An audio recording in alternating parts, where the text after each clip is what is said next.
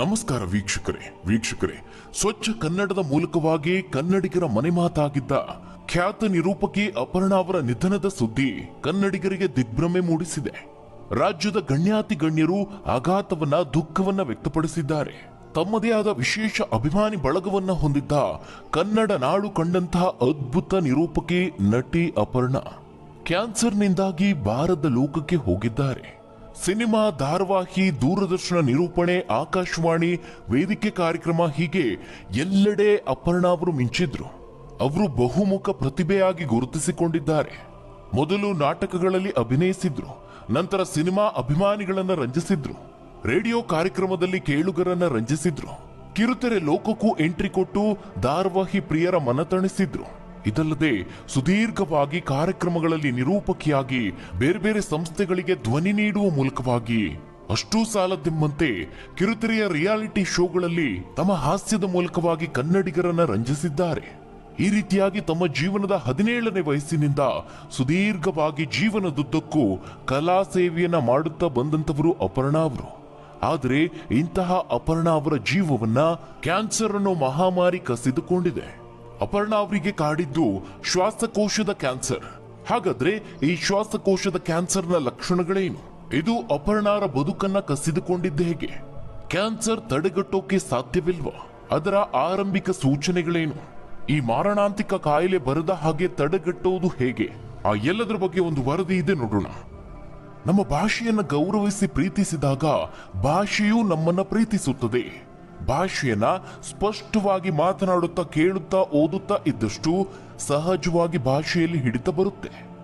ಪದಗಳಿಗಾಗಿ ತಡಕಾಡುವಂತಹ ಪ್ರಮೇಯವೇ ಬರೋದಿಲ್ಲ. ನಾವು ಯಾವ ಕೆಲಸವನ್ನ ಮಾಡಿದ್ರೂ ನಿಷ್ಠೆಯಿಂದ ಮಾಡುವ ಪ್ರತಿಯೊಂದು ಕೆಲಸವೂ ನಮಗೆ ಯಶಸ್ಸನ್ನ ತಂದುಕೊಡುತ್ತೆ. ಇದು ಅಪರ್ಣಾ ಅವರು ಹೇಳಿದಂತಹ ಮಾತುಗಳು. ಭಾಷೆಯನ್ನ ಪ್ರೀತಿಸುತ್ತಾ ತಮ್ಮ ಧ್ವನಿಯ ಮೂಲಕವೇ ಕನ್ನಡಿಗರ ಮನೆ ಮಾತಾದವರು. ಅದರಲ್ಲೂ 80-90ರ ದಶಕದಿಂದಲೂ ಅವರನ್ನ ಗಮನಿಸಿದಂತವರಿಗೆ ಅವರು ಮನೆಮಗಳ ರೀತಿಯೇ ಆಗಿದ್ದಾರೆ. ಯಾಕಂದ್ರೆ ಕಳೆದ 15-20 ವರ್ಷಗಳ ಹಿಂದೆ ಎಲ್ಲಿ ಹೋದರೂ ಅಪರ್ಣಾ ಅವರದ್ದೇ ಧ್ವನಿ ಕೇಳಿಸ್ತಾ ಇತ್ತು. ಈಗಲೂ ಸಹ ಹಲವೆಡೆ ಇವರ ಧ್ವನಿಯನ್ನ ಕೇಳ್ತಿದ್ದೇವೆ. ಅಷ್ಟರ ಮಟ್ಟಿಗೆ ಅಪರ್ಣಾ ಅವರು ಧ್ವನಿಗೆ, ನಿರೂಪಣೆಗೆ ಖ್ಯಾತಿಯಾಗಿದ್ದಾರೆ. ಸೌಮ್ಯ ಸ್ವಭಾವದ, ಮಾತೃತ್ವ ಹೊಂದಿದ್ದ ವ್ಯಕ್ತಿತ್ವ ಅಪರ್ಣಾ ಅವರದ್ದಾಗಿತ್ತು. ಆದರೆ ಅವರ ವೈಯಕ್ತಿಕ ಬದುಕು ಅಷ್ಟೇ ಏರಿಳಿತದಿಂದ ಕೂಡಿದೆ. ಕೊನೆಗಾಲದಲ್ಲಿ ಪಟ್ಟಂತಹ ಕಷ್ಟಗಳು ಅಷ್ಟಿಷ್ಟಲ್ಲ. ಅವರ ಶ್ವಾಸಕೋಶಕ್ಕೆ ಕ್ಯಾನ್ಸರ್ ಎಂಬ ಮಾರಿ 2 ವರ್ಷದ ಹಿಂದೆ ದೇಹಕ್ಕೆ ನುಗ್ಗಿತ್ತು. ಅದು ಗೊತ್ತಾಗುವಂತಹ ಹೊತ್ತಿಗೆ 4ನೇ ಹಂತದಲ್ಲಿತ್ತು. ಆ ಸಂದರ್ಭದಲ್ಲಿ ವೈದ್ಯರು ಹೇಳಿದ್ದು ಒಂದೇ ಒಂದು ಮಾತು, ಹೆಚ್ಚಂದ್ರೆ 6 ತಿಂಗಳು ಮಾತ್ರ ಅಂತ. ಆದ್ರೆ ಅಪರ್ಣಾ ಅವರು ಮಾನಸಿಕವಾಗಿ ಕುಗ್ಗಿರಲಿಲ್ಲ. ಜೀವನದಲ್ಲಿ ಏರಿಳಿತಗಳನ್ನ ಎಷ್ಟು ಆತ್ಮವಿಶ್ವಾಸದಿಂದ ಎದುರಿಸಿದ್ರೋ ಈ ಮಾರಣಾಂತಿಕ ಕಾಯಿಲೆಯ ವಿಚಾರ ಗೊತ್ತಿದ್ರೂ ಅವರು ಎದೆಗೊಂದಲಿಲ್ಲ. ಕಳೆದ 2 ವರ್ಷಗಳಿಂದ ಶ್ವಾಸಕೋಶದ ಕ್ಯಾನ್ಸರ್ಗೆ ತುತ್ತಾಗಿದ್ದ ಅಪರ್ಣಾ ಅವರು ಇತ್ತೀಚಿನ ದಿನಗಳಲ್ಲಿ ಸಾರ್ವಜನಿಕವಾಗಿ ಎಲ್ಲೂ ಕಾಣಿಸಿಕೊಂಡಿರಲಿಲ್ಲ. ನೀವು ಸಹ ಅದನ್ನು ಗಮನಿಸಿರಬಹುದು. ಈ ಒಂದು ಕಾಯಿಲೆಯ ಬಗ್ಗೆಯೂ ಅವರು ಎಲ್ಲಿಯೂ ಹೇಳಿಕೊಂಡಿರಲಿಲ್ಲ, ಬಾಯ್ಬಿಟ್ಟಿರಲಿಲ್ಲ. 2 ವರ್ಷಗಳ ಹಿಂದೆ ಇದೇ ಜುಲೈನಲ್ಲಿ ಶ್ವಾಸಕೋಶದ ಕ್ಯಾನ್ಸರ್ ಅಂತ ತಪಾಸಣೆಯಲ್ಲಿ ಗೊತ್ತಾಗುತ್ತೆ. ಅದಾದ 1.5 ವರ್ಷಗಳ ಕಾಲ ಅವರು ಹೋರಾಟವನ್ನ ನಡೆಸ್ತಾರೆ. ಈ ಕ್ಯಾನ್ಸರ್ ರೋಗವಿರೋದು ಗೊತ್ತಾದ ಬಳಿಕವೂ ಅವರ ಬದುಕುವ ಛಲ ಕುಗ್ಗಲಿಲ್ಲ. ಏನಾದ್ರೂ ಮಾಡಿ ಗೆಲ್ತೀನಿ ಅನ್ನುವ ಭರವಸೆ ಅವರ ಮನಸ್ಸಲ್ಲಿ ದೃಢವಾಗಿತ್ತು. ಆದ್ರೆ ಇತ್ತೀಚೆಗೆ ಕಳೆದ ಕೆಲ ದಿನಗಳಿಂದ ಆಸ್ಪತ್ರೆಯಲ್ಲಿ ಚಿಕಿತ್ಸೆ ಪಡಿತಿದ್ದ ಅಪರ್ಣಾ ಅವರ ಆರೋಗ್ಯ ತೀರಾ ಹದಗೆಟ್ಟಿತ್ತು. ಜುಲೈ 11ರ ರಾತ್ರಿ 9:30ರ ಸುಮಾರಿಗೆ ಅಪರ್ಣಾ ಇಹಲೋಕವನ್ನ ತ್ಯಜಿಸಿದ್ರು. ವೀಕ್ಷಕರೇ, ಈ ಕ್ಯಾನ್ಸರ್ ಅನ್ನೋದು ದೇಹವನ್ನ ಬಾಧಿಸುವಂತಹ ಒಂದು ವ್ಯಾಧಿ. ಹಾನಿ ಮಾಡುವ ಕೆಲವೊಂದಷ್ಟು ಜೀವಾಣುಗಳು ಶ್ವಾಸಕೋಶದ ಜೀವಕೋಶಗಳ DNA ತೀವ್ರವಾಗಿ ಹಾನಿಗೊಳಿಸುತ್ತೆ. ಹಾಗೆ ಅದನ್ನ ರೂಪಾಂತರಗೊಳಿಸುತ್ತೆ, ಅಂದ್ರೆ ದೊಡ್ಡ ಪ್ರಮಾಣದಲ್ಲಿ ಬದಲಾವಣೆಯನ್ನ ಮಾಡುತ್ತೆ.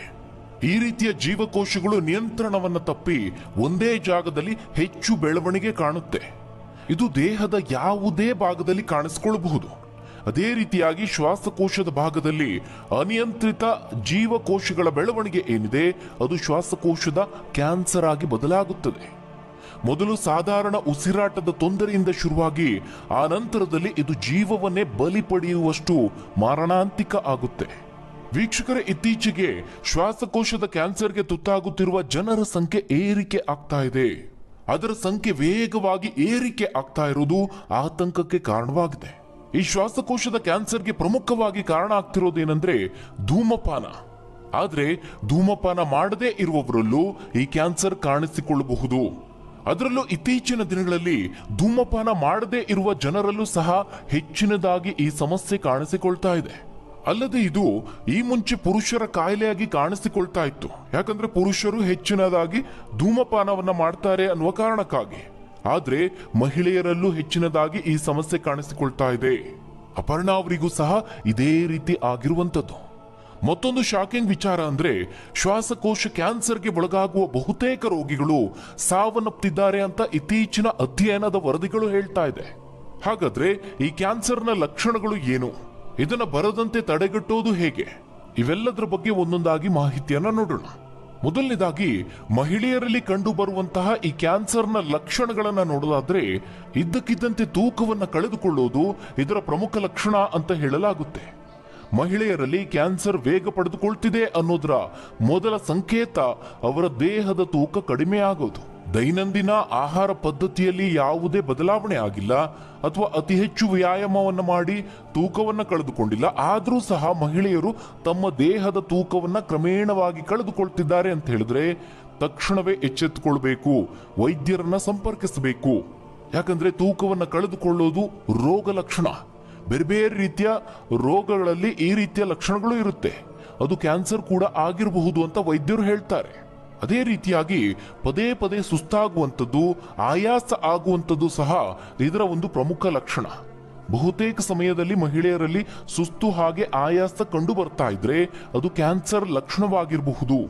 ಅಂದ್ರೆ ಪ್ರತಿದಿನದ ಸಣ್ಣ ಪುಟ್ಟ ಕೆಲಸಗಳನ್ನ ಮಾಡಿದ್ರೂ ಸಹ ಕಷ್ಟ ಆಗುತ್ತೆ, ಹಾಗೆ ಅತಿಯಾದಂತಹ ಸುಸ್ತಾಗುತ್ತೆ, ಆಯಾಸ ಆಗುತ್ತೆ. ಈ ರೀತಿಯಾದ್ರೆ ನಿರ್ಲಕ್ಷ್ಯ ಮಾಡಬೇಡಿ, ತಕ್ಷಣವೇ ವೈದ್ಯರನ್ನ ಸಂಪರ್ಕಿಸಿ ಚೆಕಪ್ ಮಾಡಿಸಿಕೊಳ್ಳಿ. ಇನ್ನು ತ್ವಚೆಯಲ್ಲಿನ ಬದಲಾವಣೆ ಸಹ ಇದರ ಲಕ್ಷಣ ಆಗಿರಬಹುದು ಅಂತ ತಜ್ಞ ವೈದ್ಯರು ಹೇಳ್ತಾರೆ. ಚರ್ಮದ ಮೇಲೆ ಇದ್ದಕ್ಕಿದ್ದಂತೆ ಕೆಂಪು ಬಣ್ಣದ ದದ್ದುಗಳು, ಚರ್ಮ ಒಡಕು ಬಂದಂತೆ ಕಾಣಿಸೋದು, ಕೆಲವು ಭಾಗಗಳಲ್ಲಿ ಚರ್ಮ ಗಟ್ಟಿಯಾದಂತೆ ಕಾಣಿಸೋದು, ಇವೆಲ್ಲವೂ ಕ್ಯಾನ್ಸರ್ನ ಲಕ್ಷಣ ಆಗಿರಬಹುದು ಅಂತ ಹೇಳಲಾಗುತ್ತೆ. ಮಹಿಳೆಯರು ಚರ್ಮದ ಈ ರೀತಿಯ ಬದಲಾವಣೆಗಳನ್ನ ಕಡೆಗಣಿಸಬಾರದು. ಅದೇ ರೀತಿಯಾಗಿ ನೋವು ಮತ್ತು ಅಸ್ವಸ್ಥತೆ, ದೇಹದ ಯಾವುದೇ ಭಾಗದಲ್ಲಿ ನಿರಂತರವಾದ ನೋವಿದ್ರೆ ಅಥವಾ ಚಿಕಿತ್ಸೆ ಪಡೆದ ನಂತರವೂ ನೋವು ಕಡಿಮೆ ಆಗದಿದ್ರೆ ಅದನ್ನ ನಿರ್ಲಕ್ಷ್ಯ ಮಾಡಬೇಡಿ. ಅದು ಸಹ ಈ ರೋಗದ ಲಕ್ಷಣ ಆಗಿರಬಹುದು. ಹೀಗಾಗಿ ಆರಂಭದಲ್ಲಿ ಪತ್ತೆ ಹಚ್ಚೋದು, ಅದಕ್ಕೆ ಸೂಕ್ತ ಚಿಕಿತ್ಸೆಯನ್ನು ಒದಗಿಸುವ ಕೆಲಸವನ್ನ ವೈದ್ಯರು ಮಾಡಿದ್ರೆ ಈ ಒಂದು ಮಾರಕ ಕ್ಯಾನ್ಸರ್ನಿಂದ ರಕ್ಷಿಸಿಕೊಳ್ಳಬಹುದು. ಅದೇ ರೀತಿಯಾಗಿ ಅಸಹಜ ರಕ್ತಸ್ರಾವವೂ ಸಹ ಒಂದು ಲಕ್ಷಣ ಅಂತ ಹೇಳಲಾಗುತ್ತೆ. ಮಹಿಳೆಯರಲ್ಲಿ ಪೀರಿಯಡ್ ಸಂದರ್ಭದಲ್ಲಿ ರಕ್ತಸ್ರಾವ ಆಗೋದು ಸಾಮಾನ್ಯ. ಆದ್ರೆ ಅದಕ್ಕೂ ಹೊರತಾಗಿ ಅಸಹಜ ರಕ್ತಸ್ರಾವ ಕಂಡು ಬಂದ್ರೆ ಸ್ತ್ರೀರೋಗ ತಜ್ಞರ ಬಳಿ ಆದಷ್ಟು ಬೇಗನೆ ತೋರಿಸಿ ಚಿಕಿತ್ಸೆಯನ್ನು ಪಡೆದುಕೊಳ್ಳೋದು ಬಹಳ ಉತ್ತಮ. ಯಾಕಂದ್ರೆ ಇದು ಕೂಡ ಕ್ಯಾನ್ಸರ್ ಲಕ್ಷಣ ಅಂತ ಹೇಳಲಾಗ್ತಾ ಇದೆ. ಇನ್ನು ಪುರುಷರಲ್ಲೂ ಸಹ ಬೇರೆ ಬೇರೆ ರೀತಿಯ ಲಕ್ಷಣಗಳು ಕಂಡುಬರುತ್ತೆ. ಇದು ಒಬ್ಬರಿಂದ ಒಬ್ಬರಿಗೆ ವ್ಯತ್ಯಾಸ ಆಗುತ್ತೆ. ಕೆಲವರಿಗೆ ಆರಂಭದಲ್ಲಿ ಯಾವುದೇ ತರಹದ ರೋಗ ಲಕ್ಷಣವೇ ಕಾಣಿಸ್ಕೊಳ್ಳೋದಿಲ್ಲ. ಇನ್ನು ಕೆಲವರಿಗೆ ನಿರಂತರವಾದ ಕೆಮ್ಮು, ಕಫದಲ್ಲಿ ರಕ್ತ, ಎದೆನೋವು, ಉಸಿರಾಡಿದಾಗ ಎದೆಯಲ್ಲಿ ಒಂದು ರೀತಿ ಶಬ್ದ ಬರೋದು, ಇದ್ದಕ್ಕಿದ್ದಂತೆ ತೂಕ ಕಡಿಮೆ ಆಗೋದು, ಉಸಿರಾಟದ ವ್ಯವಸ್ಥೆಯ ಸೋಂಕುಗಳು, ಉಸಿರಾಡೋದಕ್ಕೆ ಕಷ್ಟ ಆಗೋದು, ಸುಸ್ತು, ಆಯಾಸ, ಮೂಳೆಗಳ ನೋವು, ಭುಜ ನೋವು, ಈ ರೀತಿಯ ಲಕ್ಷಣಗಳು ಕಾಣಿಸಿಕೊಳ್ಳಬಹುದು. ವೀಕ್ಷಕರೇ, ಬಹಳ ಪ್ರಮುಖವಾಗಿ ಆರಂಭದ ಹಂತದಲ್ಲಿ ಕ್ಯಾನ್ಸರ್ ರೋಗವನ್ನು ಪತ್ತೆ ಹಚ್ಚೋದು, ಹಾಗೆ ಅದಕ್ಕೆ ಸೂಕ್ತ ಚಿಕಿತ್ಸೆಯನ್ನು ಒದಗಿಸಿದ್ರೆ ಕ್ಯಾನ್ಸರ್ನಿಂದ ರಕ್ಷಿಸಿಕೊಳ್ಳಬಹುದು. ಆದ್ರೆ ರೋಗ ಲಕ್ಷಣಗಳನ್ನ ಕಡೆಗಣಿಸಿದ್ರೆ ಆ ನಂತರದಲ್ಲಿ ಅದನ್ನ ಗುಣಪಡಿಸೋದಿದೆಯಲ್ಲ, ಅದು ಬಹಳ ಕಷ್ಟ ಅಂತ ವೈದ್ಯರು ಹೇಳ್ತಾರೆ. ಹೀಗಾಗಿ ಈಗ ಹೇಳಿದಂತಹ ಯಾವುದೇ ಲಕ್ಷಣಗಳು ಕಂಡು ಬಂದ್ರೆ ತಕ್ಷಣ ವೈದ್ಯರನ್ನ ಸಂಪರ್ಕಿಸುವುದು ಉತ್ತಮ. ಹಾಗಾದ್ರೆ ಈಗ ಇದಕ್ಕೆ ಕಾರಣಗಳು ಏನು ಅನ್ನೋದನ್ನ ನೋಡ್ತಾ ಹೋದ್ರೆ ಇದೆಲ್ಲದರಿಂದ ದೂರ ಇರೋದು ಅಥವಾ ಕ್ಯಾನ್ಸರ್ನ ತಡೆಗಟ್ಟುವ ನಿಟ್ಟಿನಲ್ಲಿ ಕ್ರಮಗಳನ್ನ ಕೈಗೊಳ್ಳಬಹುದು. ಹಾಗಾದ್ರೆ ಯಾವ್ಯಾವ್ದು ಇದಕ್ಕೆ ಕಾರಣ ಆಗುತ್ತೆ ಅನ್ನೋದನ್ನ ನೋಡೋದಾದ್ರೆ, ನಮ್ಮ ದೇಶದಲ್ಲಿ 50%ಕ್ಕಿಂತಲೂ ಹೆಚ್ಚು ಶ್ವಾಸಕೋಶದ ಕ್ಯಾನ್ಸರ್ ರೋಗಿಗಳು ಧೂಮಪಾನ ಮಾಡೋರಿದ್ದಾರೆ. ಧೂಮಪಾನ ಮಾಡದೇ ಇರುವವರಲ್ಲೂ ಶ್ವಾಸಕೋಶದ ಕ್ಯಾನ್ಸರ್ ಕಂಡು ಬರ್ತಾ ಇದೆ. ಇದಕ್ಕೆ ಪ್ರಮುಖವಾಗಿ ಮೊದಲನೇ ಕಾರಣ ಅಂತ ಹೇಳಿದ್ರೆ ತಂಬಾಕು ಹೊಗೆಗೆ ಒಡ್ಡಿಕೊಳ್ಳೋದು. ತಂಬಾಕು ಸೇವನೆ, ಧೂಮಪಾನದಂತಹ ದುರಭ್ಯಾಸಗಳು ಈ ಒಂದು ಕ್ಯಾನ್ಸರ್ಗೆ ಕಾರಣ ಆಗ್ತಾ ಇದೆ. ಓರ್ವ ಸೇದಿದಂತಹ ಸಿಗರೇಟ್ಗಳ ಸಮಯ ಹಾಗೆ ಸಂಖ್ಯೆಯೊಂದಿಗೆ ಶ್ವಾಸಕೋಶದ ಕ್ಯಾನ್ಸರ್ನ ಅಪಾಯ ಹೆಚ್ಚಾಗ್ತಾ ಹೋಗುತ್ತೆ. ಇದಲ್ಲದೆ ವೀಕ್ಷಕರೇ, ಸಿಗರೇಟ್ ಸೇದೋದು ಎಷ್ಟು ಅಪಾಯಕಾರಿಯೋ ಸೇದುತ್ತಿರುವವರ ಪಕ್ಕದಲ್ಲಿ ಕೂರೋದು ಸಹ ಅಷ್ಟೇ ಅಪಾಯಕಾರಿ. ಅಂದ್ರೆ ಶ್ವಾಸಕೋಶದ ಕ್ಯಾನ್ಸರ್ ಬರಬೇಕು ಅಂದ್ರೆ ಸಿಗರೇಟ್ ಸೇದಲೇಬೇಕು ಅಂತ ಏನಿಲ್ಲ. ಯಾರು ಸಿಗರೇಟ್ ಅನ್ನ ಸೇದ್ತಿರ್ತಾರೋ, ಧೂಮಪಾನವನ್ನ ಮಾಡ್ತಿರ್ತಾರೋ, ಅವರ ಪಕ್ಕದಲ್ಲಿ ಕುಳಿತುಕೊಂಡ್ರು ಅವರಿಂದ ಬರುವಂತಹ ಹೊಗೆಯನ್ನ ಸೇವಿಸಿದ್ರು, ಅದೇ ರೀತಿಯಾಗಿ ಅದು ನಿರಂತರವಾಗಿ ಮುಂದುವರೆದ್ರೆ ಶ್ವಾಸಕೋಶದ ಕ್ಯಾನ್ಸರ್ ಬರಬಹುದಾದಂತಹ ಸಾಧ್ಯತೆ ಇದೆ. ಕ್ಯಾನ್ಸರ್ ಅಲ್ಲದೆ ಇದ್ರೂ ಶ್ವಾಸಕೋಶಕ್ಕೆ ಸಂಬಂಧಿಸಿದ ಬೇರೆ ಬೇರೆ ರೋಗಗಳಿಗೆ ತುತ್ತಾಗ್ತಾರೆ. ಇನ್ನು ಎರಡನೇ ಕಾರಣ ಅಂತ ಹೇಳಿದ್ರೆ, ಕ್ಯಾನ್ಸರ್ ಕಾರಕ ಹೊಗೆ ಇರುವಂತಹ ಸ್ಥಳಗಳಲ್ಲಿ ಹೆಚ್ಚಾಗಿ ಇರುವಂಥದ್ದು. ಇತ್ತೀಚಿನ ದಿನಗಳಲ್ಲಿ ವಾಯು ಮಾಲಿನ್ಯದಿಂದಾಗಿ ಜನರು ಕ್ಯಾನ್ಸರ್ಗೆ ತುತ್ತಾಗ್ತಾ ಇದ್ದಾರೆ.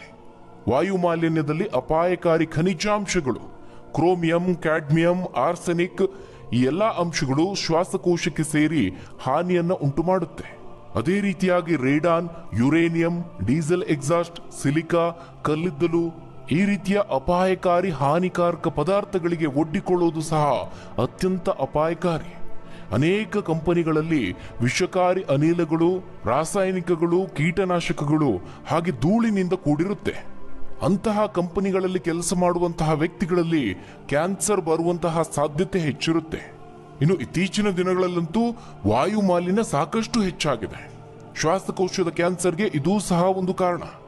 ಕಾರುಗಳು, ವಿದ್ಯುತ್ ಸ್ಥಾವರಗಳು, ಕೈಗಾರಿಕೆಗಳಿಂದ ಹೊರಬರುವಂತಹ ಹೊಗೆ ಏನಿದೆ ಅದು ಶ್ವಾಸಕೋಶದ ಕ್ಯಾನ್ಸರ್ಗೆ ಮುಖ್ಯ ಕಾರಣಗಳಲ್ಲಿ ಒಂದಾಗ್ತಾ ಇದೆ. ಇನ್ನು ಮೂರನೇ ಕಾರಣ ಅಂತ ಹೇಳಿದ್ರೆ ಅನುವಂಶೀಯ ಕಾರಣಗಳು. ಶ್ವಾಸಕೋಶದ ಕಾಯಿಲೆಗಳ ಇತಿಹಾಸ ಹೊಂದಿರುವ ವ್ಯಕ್ತಿಗೆ ಶ್ವಾಸಕೋಶದ ಕ್ಯಾನ್ಸರ್ ಬರಬಹುದಾದಂತಹ ಸಾಧ್ಯತೆ ಇರುತ್ತೆ. ಅದೇ ರೀತಿಯಾಗಿ ವಿಕಿರಣ ಚಿಕಿತ್ಸೆಯನ್ನ ಹೊಂದಿರುವಂತಹ ವ್ಯಕ್ತಿಗೂ ಈ ಕ್ಯಾನ್ಸರ್ ಬರಬಹುದು ಅಂತ ಹೇಳಲಾಗುತ್ತೆ.